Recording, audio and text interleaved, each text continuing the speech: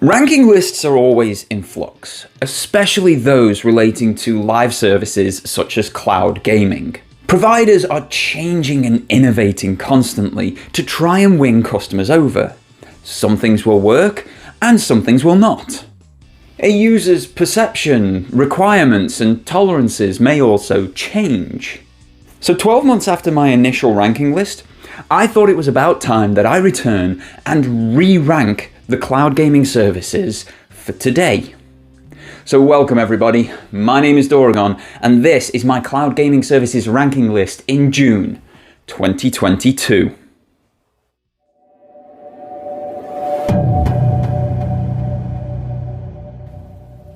Before diving in, there's a few that won't be ranked this year. Take this as a demotion for those included in last year's list, and disappointment at any new ones on the list. These services are in a place that means I can't in good conscience recommend anybody looking for a cloud gaming service spend any money on them. I can, however, recommend that you hit that subscribe button for more quality content in the future. The unranked services for 2022 are Blacknut Gaming. At £12 a month, Blacknut seems like a good deal for over 500 games. However, most of the titles on this service are bargain bin titles or much older games. While there are some absolute joys on the service like Overcooked, Saints Row 4 and Fury, you have to wade through the likes of Rise Summon of Rome, Chroma Squad and Rad Rogers Radical Edition to get to the bangers. Along your journey to find the quality, you'll realise that many inclusions are upscaled mobile titles which are available on your phone for free. You can pick up the good games on the service dirt cheap on other platforms, own them for yourself and save some money from not paying a monthly subscription fee.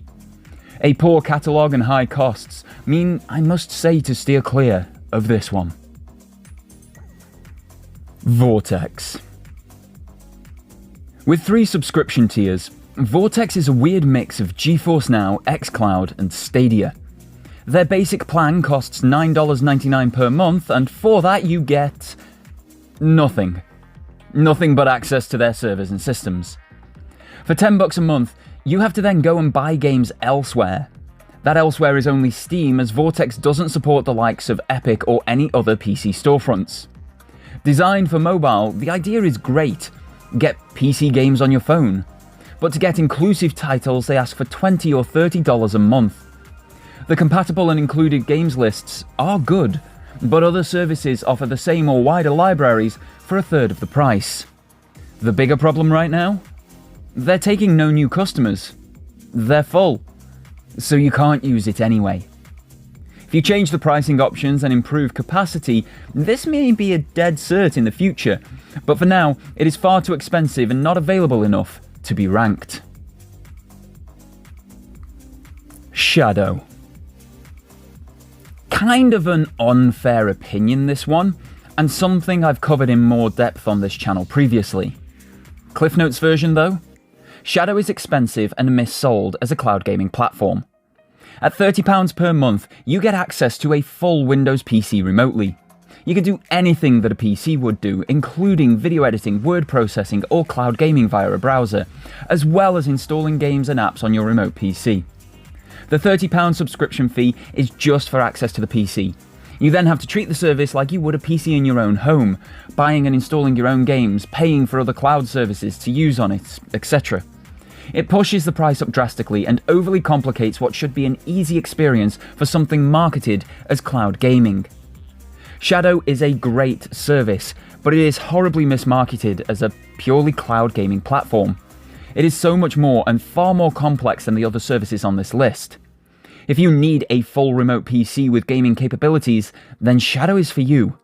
Otherwise, save your money and pick up one of the ranked options instead.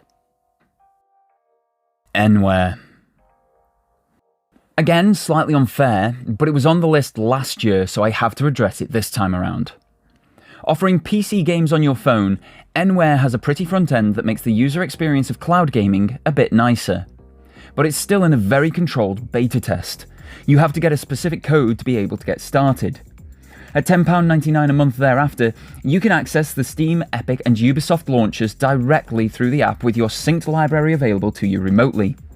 As with many other services though, you have to buy the games elsewhere first or sign up to even more subscription services to play the games through Nware, increasing the cost of cloud gaming via it exponentially. A lack of advancement into full release and an overly expensive model mean I cannot recommend this option. The tagalongs. Cloud gaming is the industry buzzword at the moment, and it kind of needs some stricter definitions on what it is moving forward.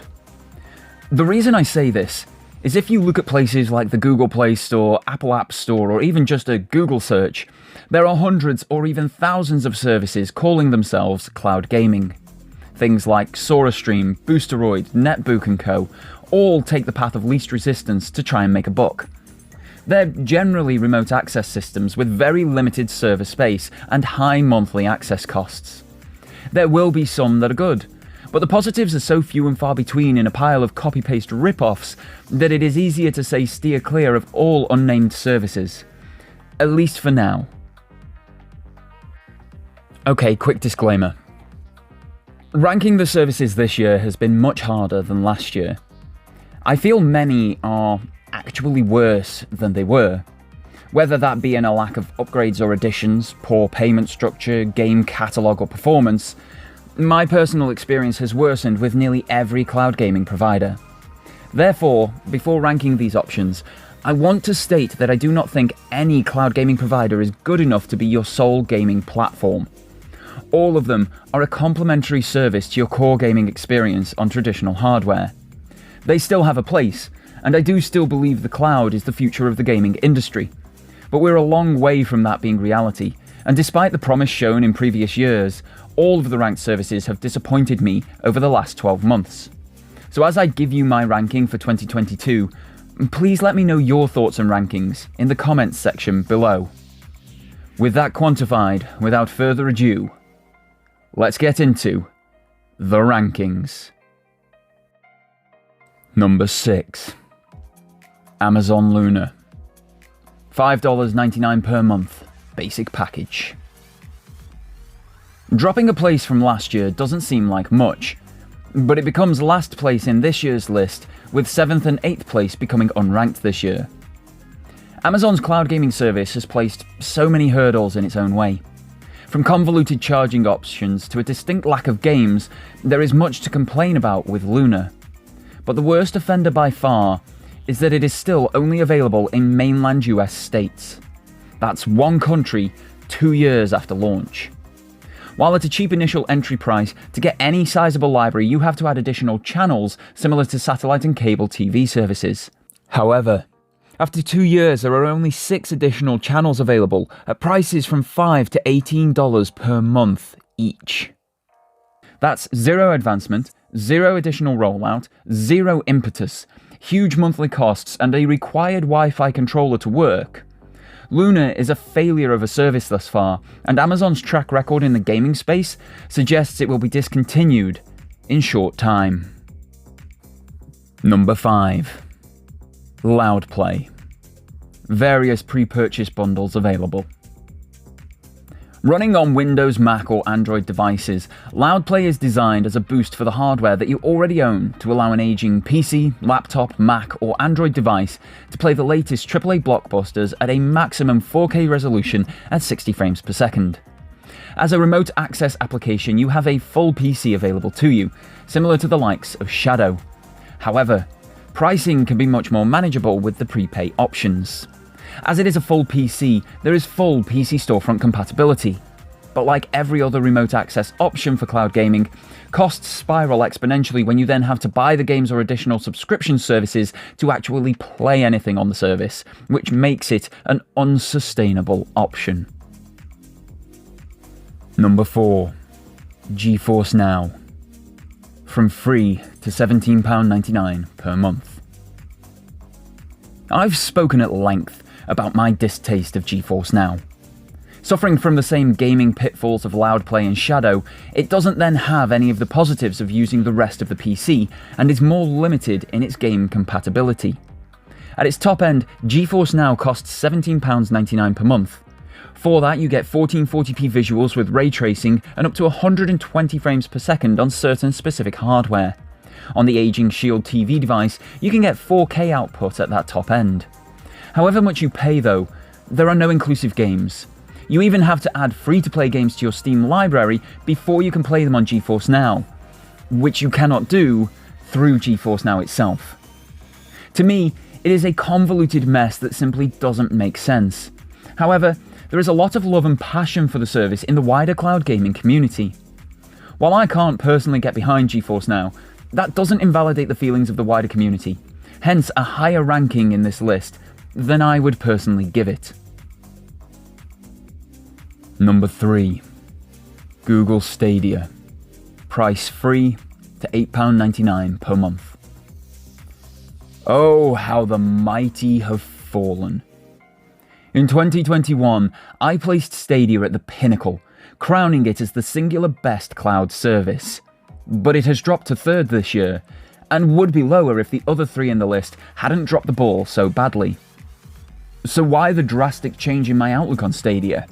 What has the service done to drop so far in my estimations? Nothing. And that's the problem. Stadia is the same now in 2022 as it was when I ranked it in 2021. Yes, it is available on more devices now, including a native application for many TVs. But the service offered, even on new devices, is the same. I've watched game announcements throughout the last year, and Stadia is still absent from available platforms, 3 years after its launch. The one exclusive game studio was shuttered by Google, and the staff picked up immediately by Sony. Bluetooth controller lag has increased, making gaming without the Stadia Wi-Fi controller nearly impossible. Games that are added to the platform have been owned and played on multiple other platforms previously, creating no buzz around new additions. I'm not saying that Stadia is bad. Far from it, in fact. I still love the platform. The actual architecture and underlying technology is still the best of all the cloud offerings. But the best tech doesn't mean anything if you do not have the games. Because gamers need games. Despite free play days where anyone can play a specific game for a limited time for free, a la Assassin's Creed Origins when I'm writing this, Stadia doesn't have the heavy hitters. There's no Call of Duty, no Elden Ring, no Kena Bridge of Spirits or Stray. Nothing exclusive to differentiate itself from the competition. This graph from Bryant Chappell of the Nerf Report shows how many games have been added to the cloud gaming services in 2022. Stadia has had 30 games added to it in 2022. That's just 5 games per month, and the least of any cloud gaming service out there. To offer a comparison to a traditional gaming platform, which Stadia tries to emulate in the cloud, let's take a look at Xbox. 149 games in that same time. 119 more than Stadia. And that's the platform with the lowest quantity of games added in 2022. The last 8 new additions to Stadia are low-budget tie-ins, indies, or DLC. Those 8 additions are all from the 1st of June 2022 onwards. Just 8 things, not even full games, added to the platform in a month isn't good enough. Steam added that many in the last hour, for example. And that's Stadia's biggest problem. One that 3 years after launch, with the investment power that Google has, shouldn't still be the talking point of the platform. But it is. And it isn't improving. Games aren't coming in a timely manner, and that is driving gamers away. Hence, Stadia has dropped drastically in my rankings. Number 2. XCloud. £10.99 per month. Considering I've made a video this year titled XCloud Sucks in May 2022, it feels kind of shocking, even to myself, to place the service at number 2 on my ranking list just 1 month later. Taking into account the poor state of most of the others on the list though, it's not actually that surprising. XCloud for the most part achieves its goals of a gaming library available anywhere via the cloud. It has wide controller support and does even support some touchscreen inputs on mobile. It has all of the Xbox first-party titles, giving it something to differentiate itself from the competition, has nearly 400 available games, and has upgraded the visuals to 1080p from the 640p output of last year's list. At £10.99 a month though, it is the most expensive ranked service barring GeForce Now's 3080 tier. For that price, it achieves a heavily compressed, standard dynamic range 1080p 60fps performance. There is no cloud-only option of Game Pass, so the only available subscription is Game Pass Ultimate, which comes with the PC and console version too. If you don't have either bit of hardware, this setup locks you into a premium subscription with a lot of inclusions that you do not want and will not use. The service is degraded over the last 12 months, with increased input latency, screen tearing, refreshing and stuttering, along with multiple full game crashes. For a service that isn't in beta on Android and hasn't been in beta there since September 2020, to pay a premium price for a degrading service stings. For me, the library is played to death as well, as most titles are from across the last 3 generations of consoles, and I haven't used it since January, making that best deal in gaming a complete waste of money. That being said, however, when it does work and there is content that you want to play, it is available wherever you have an internet connection. It has the best application of all cloud gaming services by far, and ensures that gamers have games available even if they're a bit older and played to death most of the time. I have my concerns, and I've laid these out fully elsewhere on this channel, but its strengths just about overcome its weaknesses, and it succeeds where many others fail. Overall, therefore, it does stand as the second best in mid-2022.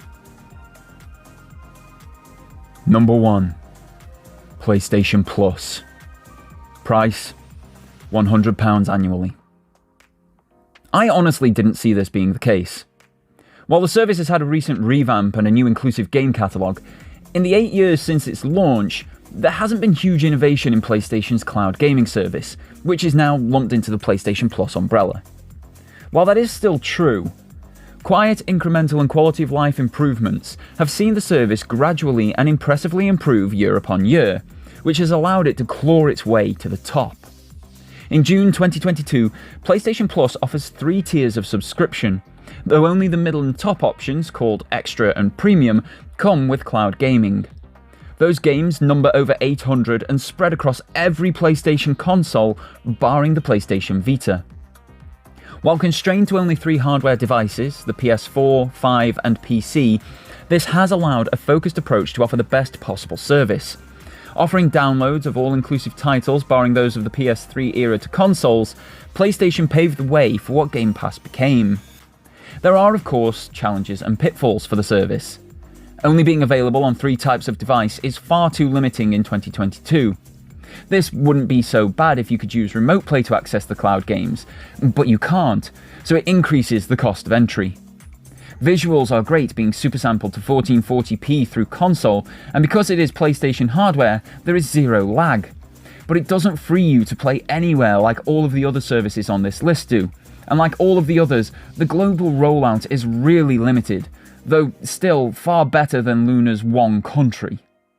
All that said, over 800 available games, 1440p visuals, original frame rates, new trophy support, cloud saves, cloud gaming, game downloads and more are a compelling sell.